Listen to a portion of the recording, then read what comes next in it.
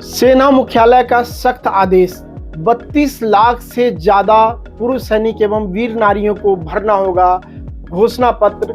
30 जून 2025 से पहले ईसीएचएस में एक बार पुनः लगने वाली है लाइन और बहुत सारी परेशानी। अब समझने की जरूरत है कि आदेश क्यों आया। सबसे पहला, ईसीएचएस कार्ड में मिसयूज को रोकने के लिए आदेश आया, लेकिन इसके साथ ही एक बड़ा घोटाला हुआ हिसार में 1,40,00,000। दूसरा घोटाला, बुलंदशहर के ओआईसी पॉलीक्लिनिक को गिरफ्तार किया गया क्योंकि एक ही पर्सन का 2 साल तक अलग अलग जगह उनके डिपेंडेंट का और उनका इलाज चल रहा था, जिसका बिल भरा जा रहा था। लेकिन इसमें बिना पॉलीक्लिनिक के और हॉस्पिटल, जो प्राइवेट हॉस्पिटल इम्पैनल्ड है, उनकी मिलीभगत के संभव नहीं हो सकता। और इसकी गाजगिरी किस पे? पूर्व सैनिकों पे, वीर नारियों पे और जो उपभोक्ता है उनके ऊपर, जबकि गाज गिरनी चाहिए था जो लोग घोटाला कर रहे हैं, जो लोग इसमें संलिप्त हैं।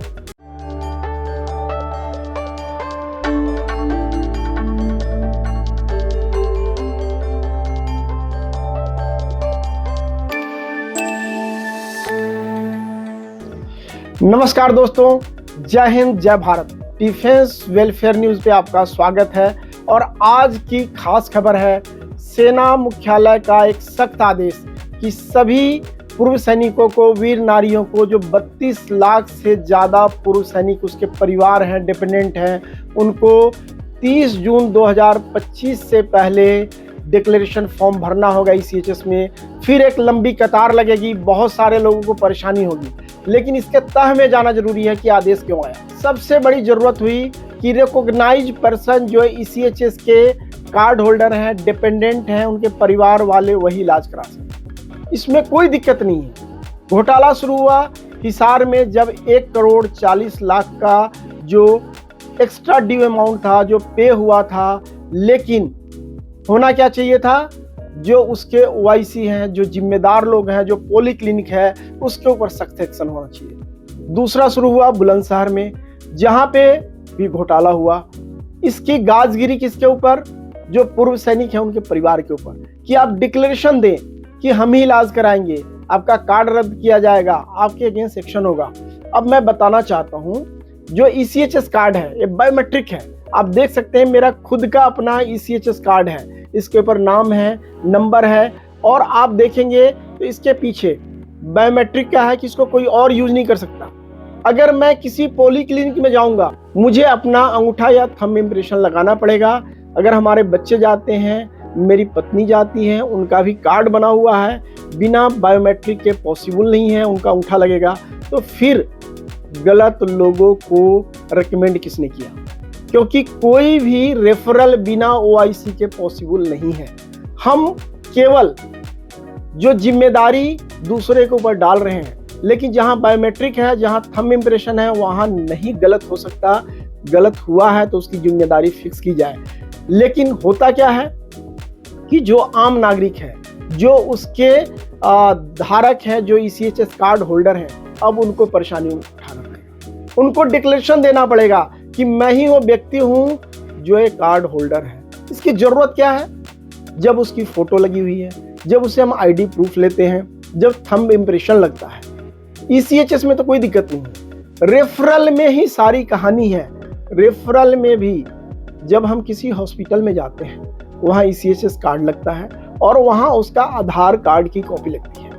साथियों, मैं आपको बताना चाहता हूं कि ईसीएचएस कार्ड बायोमेट्रिक है और आधार कार्ड से लिंक है, और आपका थंब इम्प्रेशन इस पे लगा हुआ है। कोई थर्ड पार्टी इसमें इलाज करा ही नहीं सकता जब तक कहीं हॉस्पिटल और पॉलीक्लिनिक की मिलीभगत ना हो। आज इस पे खुलासा करूंगा, बात करूंगा, इसमें क्या क्या परेशानी आ रही है उसके ऊपर बात करूंगा। लेकिन फरमान आ चुका है, आपको अपना रजिस्ट्रेशन 30 जून 2025 से पहले कराना होगा, अदरवाइज आप फिर परेशानी में पड़ेंगे, इलाज से वंचित हो जाएंगे, परेशान होंगे। साथियों, आज न्यूज अपडेट पे 1 to 1 बात करेंगे, पूरी इसकी चीड़-फाड़ करेंगे, पोस्टमार्टम करेंगे और आप तक पहुंचाएंगे। अब आपको स्क्रीन पे दिख रहा होगा ईसीएचएस कार्ड, जो कार्ड आपको मिला होगा आपके परिवार को, आपको डिपेंडेंट को, तो कार्ड का पैटर्न देखिए यहाँ पे चिप होता है। इसके अंदर पूरी जानकारी जो ECHS कार्ड होल्डर का होता है, आइदर उनके डिपेंडेंट का, फैमिली का होता है। आप देख सकते हैं इनकी वाइफ का नाम है, डेट ऑफ बर्थ है, ब्लड ग्रुप है, स्पाउस और नाम लिखा हुआ है। इसके साथ ही एक कार्ड एक्टिवेट तब होगा जब आप किसी पॉलीक्लिनिक पे जाएंगे, तो आपको कार्ड के साथ अपना थंब इम्प्रेशन लगाना पड़ेगा। अगर वो वेरीफाई होगा तभी आपका ट्रीटमेंट शुरू होगा। अब आप समझ सकते हैं कि कोई भी रेफरल बिना किसी कार्ड होल्डर के कैसे हो सकता है। अगर हुआ है तो इसमें कार्ड होल्डर की गलती क्या है? इसमें मिली भगत पॉलीक्लिनिक टीम और जो रेफरल हॉस्पिटल है, मैं ट्राई सिटी चंडीगढ़ की बात करूं तो हमने 4 साल पहले भी एक हॉस्पिटल का उजागर किया था। पूरा घटनाक्रम OIC पॉलीक्लिनिक से मिला, सारी जानकारी दी और उनको बताया कि ये गलत काम हो रहा है, और उन्होंने इसको एक्सेप्ट किया कि ये चीज़ हो रहा है। ये पूरे देश में हो रहा है। सरकार के खजाने से बहुत बड़ा रकम नुकसान हो रहा है, और सबसे बड़ा नुकसान जितने भी पूर्व सैनिक हैं, उनके परिवार हैं, हमने अपना कंट्रीब्यूशन दिया हुआ है, उसका हो रहा है कि जो पैसा ऐसे काला बाजार के रूप में अधिकारियों के पास, जो वहाँ कार्यरत लोग हैं उनके पास, या जो हॉस्पिटल है उनके पास जा रहा है, और उसका नुकसान हमारे जैसे, आपके जैसे पूर्व सैनिक और उनको परिवारों को भरना पड़ रहा है। साथियों, ये बात मैं खुद नहीं कह रहा हूँ, यह सेंट्रल ब्यूरो ऑफ इन्वेस्टिगेशन, जो भारत सरकार की एक विश्वसनीय संस्था है, सीबीआई ने शिकायतकर्ता से 10 लाख रुपए की रिश्वत मांगने एवं स्वीकार करने से संबंधित मामले में ECHS पॉलीक्लिनिक हिसार हरियाणा के डॉक्टर सहित 2 डॉक्टरों एवं अन्य को गिरफ्तार किया। यह क्यों आया? क्योंकि पहले भी मैं बता चुका हूं कि ECHS के डॉक्टर्स, उनके जो कर्मचारी के संलिप्तता के बिना जिस हॉस्पिटल में वो रेफर कर रहे हैं, उनसे उनका पर्सनल इंटरेस्ट है, उससे उनको फायदा होने वाला है। हर जगह हो रहा है। हम लोगों ने ट्राई सिटी में इसके ऊपर रोक लगाई, इसके ऊपर कड़े कदम उठाए कि आप हमें बाध्य न करें कि पर्टिकुलर हॉस्पिटल में जाने के लिए। आपका क्या इंटरेस्ट है? एक मरीज है, वो जो भी इम्पैनल हॉस्पिटल में है कहीं भी इलाज करा सकता है, और आपको जानकर खुशी होगी कि चंडीगढ़ और ट्राई सिटी में यह बंद हो चुका है। किसी भी हॉस्पिटल में हमारा कोई भी साथी, कोई भी उनका परिवार का मेंबर जो ECHS कार्ड होल्डर है, अपना इलाज करा सकता है, रेफरल ले सकता है। पूरे देश में भी ये व्यवस्था होनी चाहिए, और इसके ऊपर पूर्व सैनिक संगठन और जितने भी पूर्व सैनिक हैं उनके परिवार खड़े हों। अगर किसी भी ECHS सेंटर में आपके साथ दुर्व्यवहार हो रहा है, आपको पर्टिकुलर हॉस्पिटल में जाने के लिए विवश किया जा रहा है, उसकी सूचना हमें दें। हम लोग उसके ऊपर कार्रवाई करेंगे, सरकार को लिखेंगे, सेना मुख्यालय को लिखेंगे, ECHS हेडक्वार्टर को लिखेंगे, ताकि उनका पर्सनल इंटरेस्ट उनके ऊपर, उनके पर्सनल फायदे के ऊपर हावी न हो। साथियों, अब मैं बात करने वाला हूं सेना मुख्यालय के उस पत्र का। आप ये पूरी न्यूज़ को देखें, समझें, एनालाइज करें, अपने सभी साथियों तक शेयर करें। हर एक जो पूर्व सैनिक है, उसका परिवार है, उस तक यह न्यूज़ पहुंचना चाहिए। उनको समझ में आना चाहिए कि क्या फ़ायदा है, क्या नुकसान है, ये क्यों हो रहा है, हमारे अधिकारों से वंचित करने की कोशिश क्यों हो रही है। गलती हमारी नहीं है, हम अपने इलाज के लिए ECHS में जाते हैं। फॉर एग्जाम्पल, आप एक बीमार व्यक्ति हैं, आपने रेफरल करा लिया, आपके अकाउंट में कोई पैसा नहीं आना है, क्योंकि डायरेक्ट तो पैसा ECHS सरकारी फंड से उस हॉस्पिटल को जाएगा।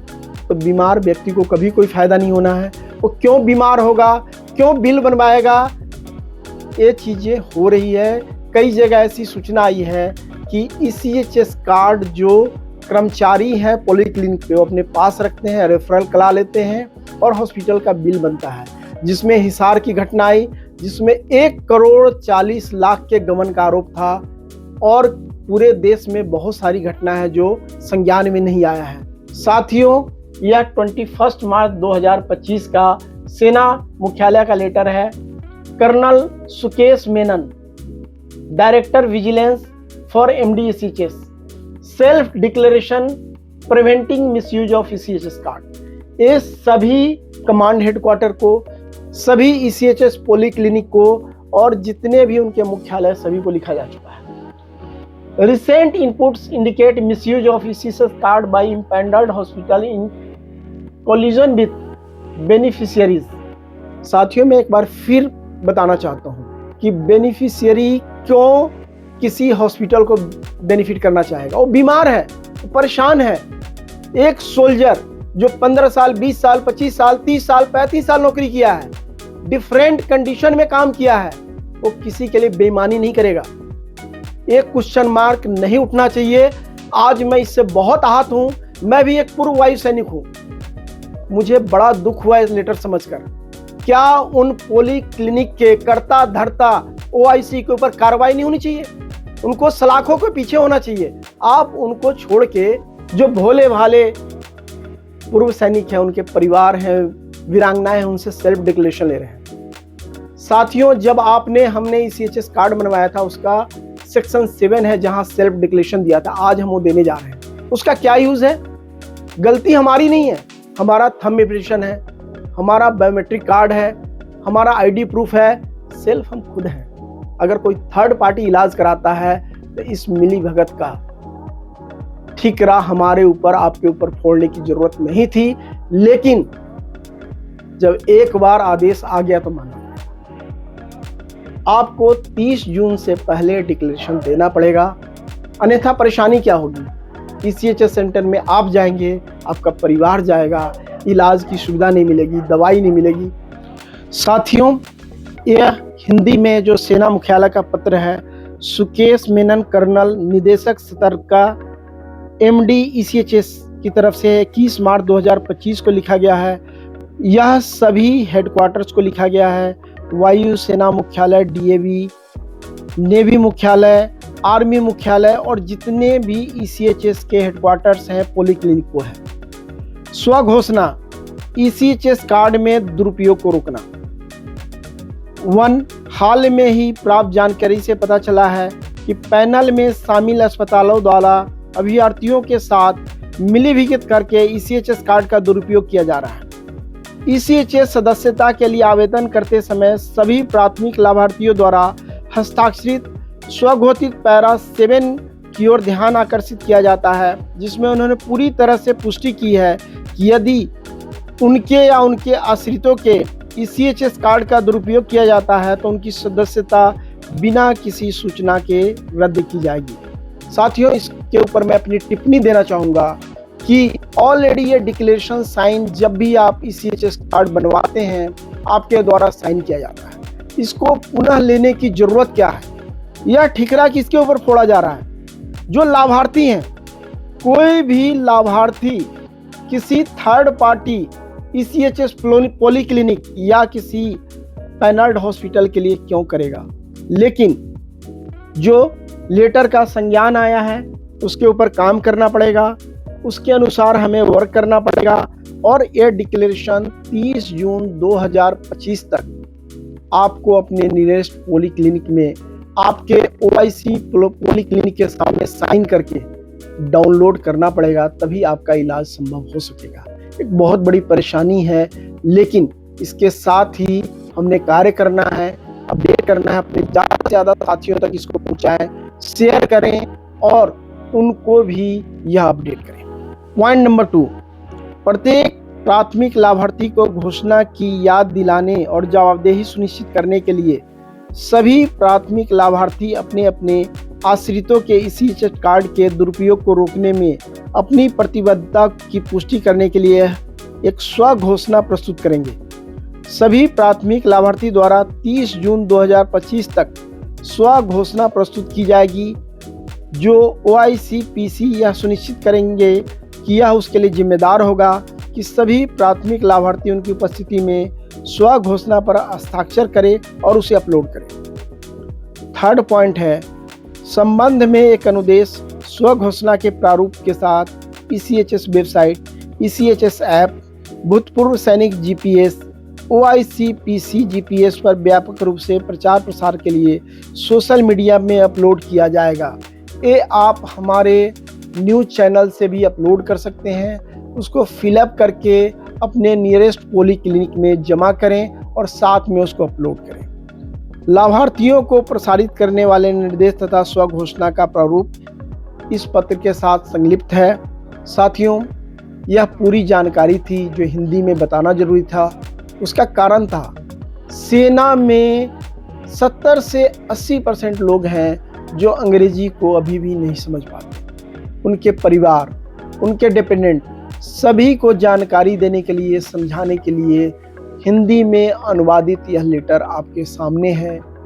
साथियों, यह था न्यूज़ एनालिसिस अपडेट और पूरी तरह से पोस्टमार्टम, जो सेना मुख्यालय का एक सख्त आदेश आया कि 32 लाख से ज़्यादा जो सेना से निवृत्त सेनाकर्मी हैं, उनके परिवार हैं, वीरांगनाएं हैं, उनको 30 जून 2025 से पहले सेल्फ डिक्लेरेशन फॉर्म OIC पोली क्लिनिक्स के सामने साइन करके अपलोड करना होगा। उसके बारे में पूरी जानकारी थी। आपको कैसा लगा यह जानकारी?